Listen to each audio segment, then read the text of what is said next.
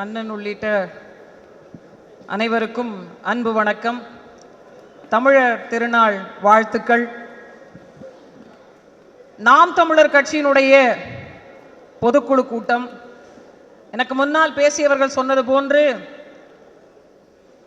முன்னாடி நடந்த பொதுக்குழுவில் அந்த அரங்கம் பத்தலை அப்படின்னு இந்த அரங்கம், அடுத்த பொதுக்குழுவில் இந்த அரங்கமும் பத்தாதுன்னு நம்ம நினைப்போம். இன்னும் பெருமளவிலான ஒரு பொதுக்குழுவை நிகழ்த்துவோம். இன்றைக்கு நாம் கூடியிருப்பதனுடைய மிகப்பெரிய நோக்கம் என்ன அப்படின்னா, ஒரு யதார்த்தத்தை சொல்றோம். மனிதனுக்கு இயல்பாகவே ரெண்டு குணம் இருக்கும்.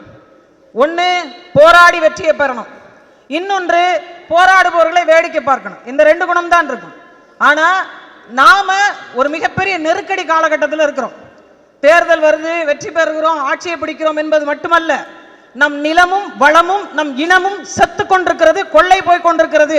அதை காப்பாற்றுகின்ற ஒரு பேர் ஆயுதம் நமது அண்ணன் செந்தமிழன் சீமான். அந்த ஆயுதத்தை கருத்தியலாக கொண்டு நாம் வென்று முடிக்க வேண்டிய காலகட்டம் அது. ஏன்னா நிறைய திராவிட கட்சிகள்லாம் வருவாங்க, வெறும் பணத்திற்காக அரசியல் செய்கிறவர்களே கால்வாசி தூரம் பாய்ந்து ஓடும் போது நம் இனத்திற்காக அரசியல் செய்கிறோம். நாம் முழு தூர பாய்ச்சலாக இருக்கணும். நிறைய பேருக்கு என்னன்னா, வேட்பாளர் சரியில்லைங்க, நாங்க அவரை நிறுத்துவாங்கன்னு பார்த்தோம், இவரை நிறுத்திவிட்டாங்க. அது என்ன, நீங்க அங்கிருந்து வந்து இங்க நிக்கிறீங்க, இங்கிருந்து வந்து ஏன் அங்க நிக்கிறீங்க? இப்படி ஒவ்வொருவரும் பார்த்து கொண்டிருந்தால் வெற்றி யாரிடம் இருக்கிறது என்பதை நீங்கள் உணர்ந்து கொள்ளணும். பிறகு என்ன ஆயிடும் தெரியுமா? உதயநிதி ஸ்டாலின்லாம் துணை முதலமைச்சர் வந்துருவார். பிறகு அவரே முதலமைச்சர் வருவதற்கும் வாய்ப்பு இருக்கும்.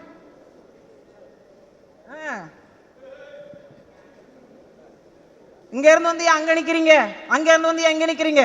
அண்ணன் இதனால் இவன் முடிக்கும் என்றாய்ந்து அதனை அவன் கண் விடல் என்று ஒரு ஆய்வை நடத்தி அந்த இடத்தில் ஒருத்தவரை அமர்த்துகிறார் என்றால் அது சீமானின் இன்னொரு முகம்தான், அது வெற்றிக்கான வழித்தடம் தான் என்பதை உணர்ந்து வேலை செய்யணும். உண்மையில் சொல்ல போன வெற்றி யார்கிட்ட இருக்குன்னு நினைக்கிறீங்க? வெற்றி யார்கிட்ட இருக்குன்னு நினைக்கிறீங்க? உங்கள் ஒவ்வொருவரும் கையிலும் மாலையாக இருக்கிறது. நீங்கள் அது கழுத்தில் போடுவதா அல்லது காலில் போட்டு மிதிப்பதா என்ற முடிவை நீங்கள் தான் எடுக்கணும். இந்த இடத்துல எனக்கு மரியாதை தரல, இந்த இடத்துல எனக்கு கூப்பிடல, இந்த இடத்துல நான் புறக்கணிக்கப்படுகிறேன். ஆம், புறக்கணிக்கப்படுவோம் தான். இத்தனை ஆண்டு காலமும் நாம் புறக்கணிக்கப்பட்டோம் தான், நம்மவர்களாலே நாம் புறக்கணிக்கப்படுகிறோம் தான். ஆனாலும் அதை உதைத்தறிந்து விட்டு நீங்கள் வருவீர்களே, ஆனால் உங்கள் வெற்றி நிரந்தரம், சோதனை நமக்கு சாதனையாக மாறும் என்பதை உணர்ந்து செயல்படணும். இன்னும் வேகமாக ஓடணும். ஏனென்றால் யாரிடமும் இல்லாத மிகப்பெரிய ஆயுதம் நேர்மை என்கிற மிகப்பெரிய பலம். இவன் ஓட்டுக்கு பணம் தர மாட்டான், ஆனால் நேர்மையாக நிற்பான். இவன் பொய் உரைக்க மாட்டான், தன் வாழ்வியலே நமக்கு வளமாக்கி தருவான் என்ற நம்பிக்கை விதைங்க. அடுத்த தலைமுறை நம்மளை நீண்ட தூர காலம் எதிர்பார்க்கிறது. இந்த 31 லட்சம் வாக்கு, பிறகு 10 விழுக்காடு, 1 கோடி வாக்கு, 2 கோடி வாக்கு அல்ல இலக்கு. வெற்றி ஒன்றுதான் இலக்கு. 60 பெண்கள், எனக்கு தெரிஞ்சு ஒரு கட்சியிலும் மாநில பொறுப்பாளர் 60 பேர் இல்ல. இங்கு 60 பெண்களுக்கான வாய்ப்பு மட்டுமல்ல, இங்க இருக்கக்கூடிய அரை நூற்றாண்டுகளாக போராடி கொண்டிருந்த பெண்களுக்கான வெற்றி தான் உங்கள் முன்னால் அமர்ந்திருக்கிறது. மாநில பொறுப்பாளர்களாக ஒட்டுமொத்த பெண்களும் 40 பேர் போகும் 40 தொகுதிக்கு.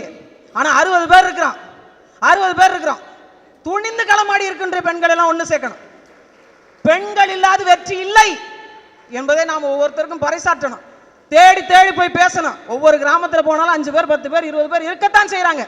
நம்மால் தான் கண்டறிய முடியல. அதை கண்டறிந்து அந்த வழித்தடத்தை நோக்கி பயணிக்க செய்ய வேண்டும். வெற்றி நம் கையில் இருக்கிறது. வரக்கூடிய தேர்தலில் 40 தொகுதியும் வென்று முடித்து திமுகவும் அண்ணா திமுகவும் இருக்கின்ற காசு கொடுத்து ஜெயிக்கக்கூடிய அத்தனை கட்சிகளும் வாயடைத்து போய் இனிமேல் தமிழ்நாட்டில் பணம் செல்லாது, இனம்தான் செல்லும் என்ற மிகப்பெரிய வாய்ப்பை உருவாக்க வேண்டும். வெற்றி நமதே, நாளை நமதே. இந்த பொங்கல் தமிழர் திருநாளில், இந்த பொதுக்குழு நடத்துகின்ற இந்த விழாவில் அடுத்த திருநாள் வெற்றி திருநாளாக இருக்க வேண்டும். இங்க இருக்கக்கூடியவர்கள 40 நாடாளுமன்ற பொறுப்பாளர்கள் 40 பானை வைத்து நீங்கள் பொங்கலிட வேண்டும். மகிழ்ச்சி உற்சாகத்தில் தமிழர்கள் எல்லாம் ஒட்டுமொத்தமாக மிதக்க வேண்டும். அடுத்த ஜல்லிக்கட்டை நாமளே முன்னின்று நடத்த வேண்டும். எங்கள் அண்ணன் அந்த இடத்தில் சிம்மாசனத்தில் வீற்றிருக்க வேண்டும். ஒட்டுமொத்தமாக அந்த வெற்றி இலக்கை குறிக்கோளாக கொள்ளுங்கள். வென்று முடிப்பது உறுதி, உறுதி, உறுதி. ஏனென்றால் நாம் தமிழர் மட்டும்தான் இந்த மண்ணிற்கு இறுதி. நன்றி, வணக்கம். நாம் தமிழர், நாமே.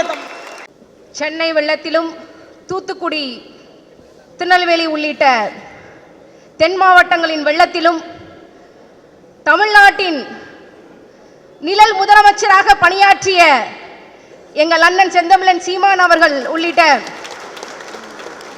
அனைவருக்கும் தென் மாவட்ட மக்கள் சார்பாகவும் சென்னை மக்கள் சார்பாகவும் முதற்க நன்றியையும் இங்கே வந்திருக்கக்கூடிய அனைவருக்கும் வணக்கத்தையும் தெரிவித்துக் கொள்கிறேன். முதலாவதாக திராவிடம் தீது என்றேன். ஏன் திராவிடம் தீது என்றேன்? கழகங்கள் கையவர்களின் கூடாரமாகிவிட்டது என்பதற்காகவா? அது மட்டுமில்ல, அவை தமிழர் உரிமைகளை விற்று பிழைக்கின்றன என்பதற்காக. தேசிய திராவிட கட்சிகளே வேண்டாம் என்றேன். ஏன்? நாம் தமிழர் கட்சி மட்டும் தனிக்காட்டு ராஜாவாக வளர வேண்டும் என்பதற்காகவா? இல்லை, அவை தமிழர் உரிமைகளையும் தமிழ்நாட்டு வளங்களையும் கொள்ளையடித்து உண்டு கொள்கின்றன, ஆரியத்திடம் நம்மை அடக வைக்கின்றன என்பதற்காக. 50 ஆண்டு கால திராவிட ஆட்சியிலே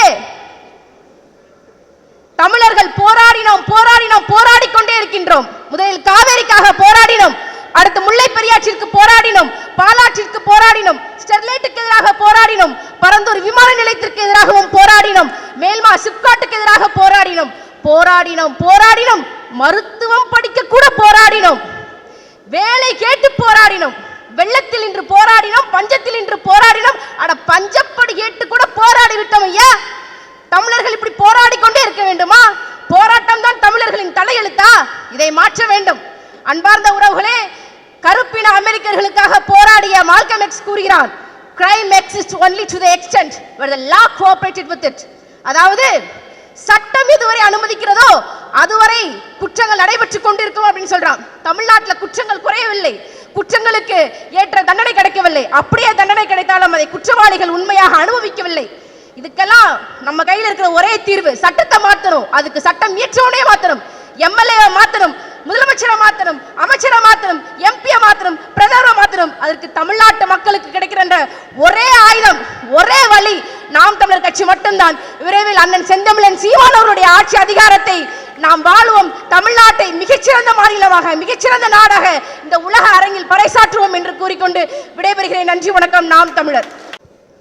இங்கு திரண்டிருக்கக்கூடிய அத்தனை எம் சொந்தங்களுக்கும் என்னுடைய வணக்கம். இந்த பொதுக்குழுவுடைய வரலாற்று சிறப்புமிக்க இந்த பொதுக்குழுவில் நம்ம கலந்துட்டு இருக்கிறதே இதனுடைய முக்கியத்துவத்தை உணர்ந்து இங்கே இருக்கக்கூடிய உறவுகள் இனி வருங்காலங்களில் செயல்படணும். இந்த அரங்கில் சென்ற ஆண்டு அதிமுக கூட்டம் பொதுக்குழு நடந்து 2ஆ பிரிஞ்சு வெளியில் போனதை நம்ம எல்லாம் பார்த்துருக்கோம். இன்னைக்கு இங்கே நாம் தமிழர் கட்சி பொதுக்குழு நடந்திருக்கு. இப்போ ஆளுங்கட்சியாக இருக்கக்கூடிய திமுக அதையும் உடைச்சி அடுத்து வரும் காலங்களில் தமிழகத்தில் ஆளும் கட்சியாகவும் தமிழ் தேசியத்தை பேசக்கூடியவர்கள் தான் இருப்பார்கள், எதிர்கட்சியாகவும் தமிழ் தேசியத்தை பேசக்கூடியவர்கள் தான் இருப்பார்கள். அந்த நிலையை உருவாக்கி கொண்டிருக்கிறது நாம் தமிழர் கட்சி என்பதை உணர்ந்து இங்குள்ள உறவுகள் 2024 நாடாளுமன்ற தேர்தலிலும் சரி, 2026 வரக்கூடிய சட்டமன்ற தேர்தலிலும் நாம் தமிழர் கட்சி வலிமையான களத்தில் உட்கார்வதற்கான பொறுப்பை உணர்ந்து உறவுகள் செயல்பட வேண்டும் என்று கூறிக்கொண்டு வாய்ப்புக்கு நன்றி கூறி விடைபெறுகிறேன். நன்றி, வணக்கம். நாம் தமிழர்.